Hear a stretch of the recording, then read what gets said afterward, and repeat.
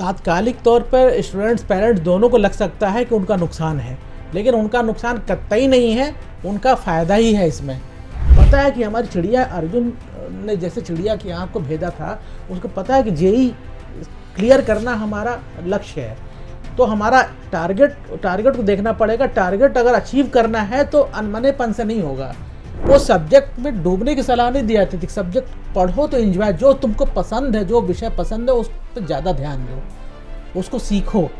जो सब्जेक्ट है पीसीएम का, उसको एंजॉय करिए, आप उसको ध्यान से पढ़िए, उसमें इंटरेस्ट लीजिए, बोझ मत समझिए। देश के उन युवाओं को बड़ा झटका लगा है जो 12वीं में डमी स्कूलों में एडमिशन लेकर इंजीनियरिंग, मेडिकल के लिए तैयारी करते हैं।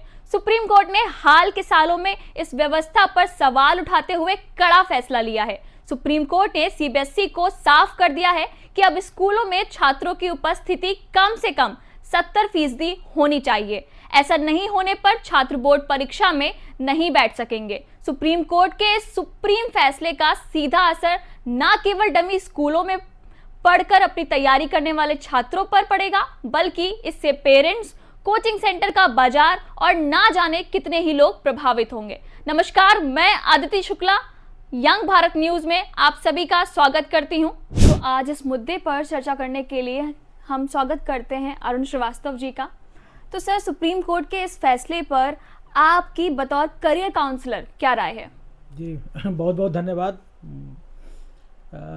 सुप्रीम कोर्ट ने बहुत सही फैसला किया है और अभी इससे फ़िलहाल स्टूडेंट और पेरेंट्स दोनों को टेंशन हो सकती है, लेकिन लॉन्ग टर्म में ये इससे उन्हीं को फ़ायदा है, क्योंकि जो डमी स्कूल होते हैं ज़्यादातर ये बिहार और पूर्वी उत्तर प्रदेश में ऐसा देखने में आता है कि बच्चे कोचिंग कोटा में कर रहे हैं या दिल्ली में पढ़ाई कर रहे हैं, लेकिन उनका नाम डमी स्कूल में चल रहा होता है डिग्री के लिए या और भी फ़ायदे के लिए।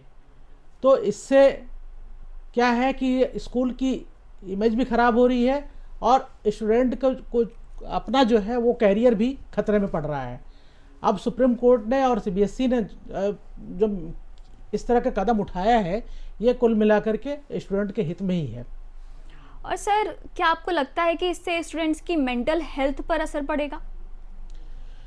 लॉन्ग टर्म में कहें तो मेंटल हेल्थ पे तो नहीं, तत्काल पढ़ सकता है, इंस्टेंटली पढ़ सकता है, लेकिन इनको सोचना पड़ेगा, बच्चों को सोचना पड़ेगा कि ये हम जो पढ़ाई करते हैं वो हम अगर दिमाग में ये चलता है कि हम कहीं डमी स्कूल में पढ़ाई कर रहे हैं, वहाँ से हमारी परसेंटेज ज़्यादा आ जाएगी और पढ़ाई की नहीं, वहाँ पर तैयारी दूसरी चीज़ की करती रहे, उससे क्या होगा कि इनकी अपने कोर्स में, अपने सब्जेक्ट में, अपने कैरियर में जो पकड़ बननी चाहिए, अपने सब एरिया में जो पकड़ बननी चाहिए वो पकड़ बन नहीं पाएगी। इससे उनका आत्मविश्वास कम होगा और ये ऐसा संक्रमण का दौर है जो किशोरावस्था में जब होते हैं ये, तो इसमें उनको मजबूती यही होती है। अगर वो दिमागी रूप में सब्जेक्ट विषय के में कमज़ोर होंगे, मजबूत नहीं होंगे, तो आगे कैरियर की शुरुआत में भी वो कमज़ोर साबित होंगे। इसी के चलते एक और सवाल जो खासकर स्टूडेंट्स के मन में उठता होगा कि अब वो अपना टाइम मैनेजमेंट कैसे करेंगे, खासकर वो स्टूडेंट्स जो जेई और नीट की प्रिपरेशन कर रहे हैं। देखिए, जेई और नीट की जो प्रिपरेशन कर रहे हैं, तो जो 10वीं और 12वीं का जो सिलेबस होता है, सीबीएसई का सिलेबस हो या स्टेट बोर्ड का सिलेबस हो, जो बच्चा पैशनेट होकर के, इंटरेस्ट लेकर के सब्जेक्ट की पढ़ाई करता है और साथ साथ अगर जेई और नीट की तैयारी करनी है उसको, तो वो जो पिछले 5-7 साल के पेपर हैं उनको वो ऑब्जर्व करता है कि किस तरह के क्वेश्चन पूछे जा रहे हैं, किस तरह के बदलाव आ रहे हैं, उनको अपने माइंड में सेट करेगा और देखेगा कि पढ़ाई करते समय उन सवालों को भी ध्यान में रखेगा, तो उसको पता चलेगा कि हाँ, हम इस सवाल को ऐसे टैकल कर सकते हैं, ऐसे कर सकते हैं। यहाँ पर एक बात और बता दें कि बहुत सारे बच्चों के दिमाग में ये होता है कि हम जेई और नीट तभी निकाल सकते हैं जब हम कोचिंग ज्वाइन करें या कोटा जाके पढ़ाई करें। जी। ऐसा करना कतई ज़रूरी नहीं है, उनके दिमाग का वहम है और ये पैसा वेस्ट करते हैं। इससे उनको बहुत सारे बच्चे कोटा से आए दिन जो है आत्महत्या की घटनाएं भी सामने आती रहती है बच्चों की।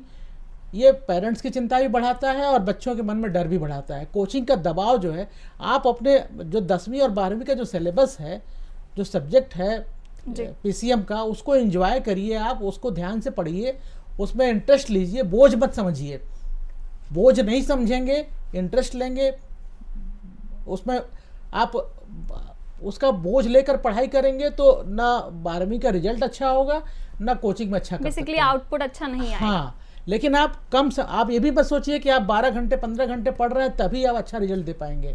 आप रेगुलर 4-6 घंटे भी पढ़ रहे हैं, लेकिन जो पढ़ रहे हैं वो पूरा अंदर उतार रहे हैं, उसको आप पूरी तरीके से उसको आत्मसात कर रहे हैं, एब्जॉर्ब कर रहे हैं, ताकि कल को जो आपने पढ़ा है, कल को उससे रिलेटेड कोई भी सवाल आता है, चाहे वो जेई का हो चाहे 12वीं का हो, आप उसको बहुत आसानी से बिना घबराए बिना दबाव लिए कर सकते हैं। बिल्कुल, इसी बात पर एक और चीज़ जो मेरे दिमाग में आ रही है कि प्रैक्टिकल लर्निंग पर भी हमें फोकस करना चाहिए। आपको लगता है कि थोड़ा सा इसको और बढ़ावा देना चाहिए? जैसे फॉरेन में भी हम देख रहे हैं कि वो लोग ज़्यादा फोकस करते हैं प्रैक्टिकल लर्निंग पे, तो वैसे हमारे भारत देश में भी क्या इस चीज़ को और आगे ले जाना चाहिए?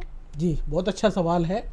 ये हमारे यहाँ बहुत देर में ये बात आई है दिमाग में सबके, और ये बाहर से ही आई है। बाहर अमेरिका या यूरोपियन कंट्री में ऐसा होता है कि बच्चों को शुरुआत से ही, वो 8वीं 9वीं 10वीं से ही उनको प्रैक्टिकल नॉलेज देनी शुरू कर दी जाती है, वोकेशनल ट्रेनिंग शुरू कर दी जाती है, जो उनके जीवन में काम आए। हमारे यहाँ परीक्षा एग्ज़ाम पास करना, उसमें ज़्यादा से ज़्यादा नंबर लाना, इसकी होड़ होती थी। प्रेशर होता है। तो वो कैसे नंबर बढ़े, इसके लिए कोचिंग करता था, ट्यूशन रखता था बच्चा।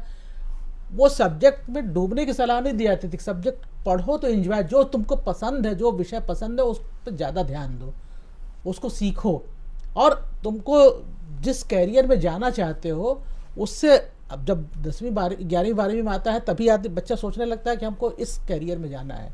तो उस कैरियर में जाने से पहले अगर उसके दिमाग में, माँ बाप का भी ये फ़र्ज़ है, टीचर का भी है, स्कूल का भी है, कि ये ऑब्ज़र्व करें और देखें कि बच्चे का पैशन किधर है, बच्चे का इंटरेस्ट किधर है, और उसको उसके हिसाब से इंडस्ट्री में क्या हो रहा है, क्या बदलाव हो रहे हैं, अपने देश में क्या हो रहा है, दुनिया में क्या हो रहा है, उसकी नॉलेज उसको दी जाए, तो उसको सिखाया बताया जाए कि क्या आगे चल के 5 साल 10 साल में क्या बदलाव होने वाले हैं, उस बदलाव से उसके उस दिशा में उसको ट्रेन किया जाए।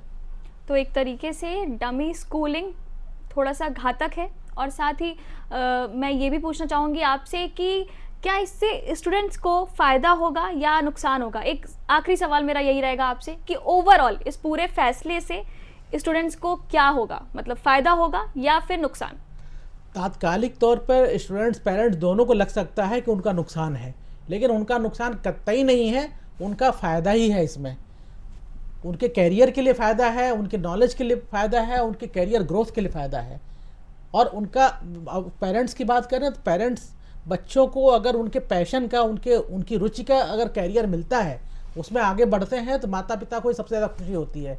लेकिन बच्चा, स्टूडेंट जब कैरियर में जाता है और वहाँ उसका मन नहीं लगता है, उसके मन की चीज़ें नहीं होती हैं, और वो डिप्रेशन में जाता है, हताश होता है, परेशान होता है, और फिर तो यू टर्न नहीं होता है कि हम कैरियर को 5 साल बाद, 7 साल बाद, 10 साल बाद बदल लें। अगर शुरुआत से ये लेके चलें, माँ बाप भी समझे कि हमारा बच्चा जिसमें उसकी रुचि है, जिसमें उसका पैशन है, जिसमें उसका जुनून है, उसमें उसको आगे बढ़ने दें, पुश करें, उसमें उसको आगे हर तरह से मदद करें, हर तरह से प्रोत्साहित करें, तो अंततः इसलिए डमी स्कूलों से, डमी पढ़ाई से, डमी डिग्री से भरसक पूरी तरह से बचने की कोशिश करें। तो सर, आपको क्या लगता है, एक बच्चा जो जेई या नीट की तैयारी करना चाहता है, जिसने सपना देखा हुआ है, बहुत टाइम से ये सपना देखा हुआ है कि वो इसी परीक्षा के लिए बैठेगा, इसी की तैयारी करेगा, उसके लिए ये जो रूल है, ये जो 75% का अटेंडेंस का रूल लाया गया है, ये उनको कहीं ना कहीं टाइम मैनेज करने में, उनको एक दिमाग में प्रेशर बिल्ड करेगा, स्पेशली तब जब आजकल की जनरेशन उतना प्रेशर नहीं ले पाती है? देखिए, ऐसा है ना कि जो स्कूलों का वो है कि अभी तक बच्चे, सुप्रीम कोर्ट हो या सीबीएसई हो, ये नोटिस किया था कि बच्चे जो है स्कूल क्लासेस न करके अपने दूसरे कामों में, तैयारी में वो समय देते थे। इसको ऑब्जर्व करते हुए ही ये 75% का रूल लाया गया है। इससे क्या है कि जाहिर सी बात है कि बच्चे को लगेगा कि हम अब तो हम फंस गए, अब 75% अटेंडेंस के बिना हम परीक्षा में नहीं बैठ पाएंगे, एग्ज़ाम नहीं दे पाएंगे, तो इसका असर हमारी तैयारी पर, जेई की तैयारी पर पड़ेगा। बेशक जेई की तैयारी बहुत टफ़ है, सीबीएसई नीट की तैयारी बहुत टफ़ है, अब वो कैसे बैलेंस करेंगे दोनों को, ये बच्चा उस कश्मकश में इन दोनों अब लगेगा, उसको समय लगेगा इससे उबरने में। लेकिन उसको समझना चाहिए कि अगर वो नीट या जेई, उसको पता है कि हमको नीट ही निकालना है या जेई निकालना है और हमको पढ़ाई भी करनी है स्कूल में, तो हम कैसे इसको मैनेज करेंगे, इसका तरीका हमको, क्योंकि उसको ध्यान में रखना होगा कि ये सीबीएसई का जो सिलेबस है 12वीं का 10वीं का, ये सवाल यहीं से निकलते हैं। बेशक बच्चे लाखों में है उसमें अपीयर होने वाले और कंपटीशन भी बहुत टफ है, सबको नहीं मिल सकता मौका, लेकिन जो बच्चा पैशनेट होगा अपनी पढ़ाई को लेकर के वो मैनेज कर सकता है, वो 75% भी मेंटेन कर लेगा और अपना जेई भी निकाल सकता है। लेकिन इसके लिए उसको थोड़ा सा अपना योगा और मेडिटेशन इस पर ध्यान देना पड़ेगा और ये सोच के चलना पड़ेगा कि नहीं, ऐसा नहीं है कि हमको 12 घंटे 15 घंटे पढ़ने हैं, वो 5 घंटे 7 घंटे रेगुलर नियमित रूप से, मतलब बिना ब्रेक के वो पढ़ाई करे, तैयारी करे और मैनेज करे कि कैसे हमको अपने 12वीं के कोर्स पे कितना ध्यान देना है और हमको जेई या नीट की तैयारी पे कितना ध्यान देना है। अगर वो बैलेंस करके चलेगा तो दोनों को एंजॉय भी करेगा, 12वीं में भी नंबर अच्छे आएंगे और जेई भी उसका क्लियर हो सकता है, नीट भी क्लियर हो सकता है।